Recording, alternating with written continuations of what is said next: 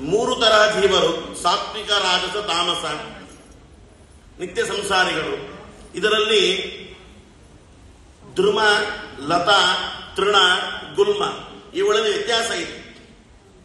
ನಾವು ಮರ ಅಂತ ಕರೆದಾಗ ಒಂದೇ ಮರ ಇರೋದಿಲ್ಲ. ಆ ಮರಗಳಲ್ಲಿ ಪ್ರಭೇದಗಳಿವೆ. ಧ್ರುವ ಎಂದರೆ ಬೇರೆ, ಲತೆ ಎಂದರೆ ಬೇರೆ, ಗುಲ್ಮ ಎಂದರೆ ಬೇರೆ. ಅದರಲ್ಲಿ ತಾರತಮ್ಯ ಉಂಟು. ಹಾಗಾಗಿ ಆ ತಾರತಮ್ಯವನ್ನು ನಮಗೆ ಜಗನ್ನಾಥದಾಸರು ತಿಳಿಸಿಕೊಡುತ್ತಾರೆ.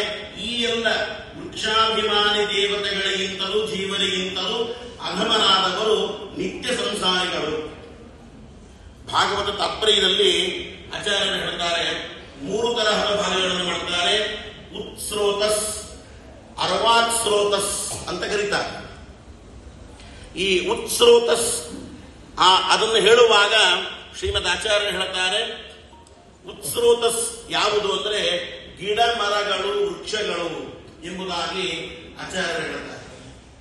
ಅರ್ವಾತ್ ಸ್ರೋತಸ್ ಕೆಳಗೆ ಹೋಗುವಂತಹ ವ್ಯಕ್ತಿಗಳು ಯಾರು ಅಂದ್ರೆ ಆ ಒಂದು ಮಟ್ಟದಲ್ಲಿ ಜೀವನವನ್ನು ಸೇರಿಸ್ತಾರೆ ಶ್ರೀಮದ್ ಆಚಾರ್ಯರು. ಕಾರಣ ಏನು ಅಂದ್ರೆ ಮನುಷ್ಯ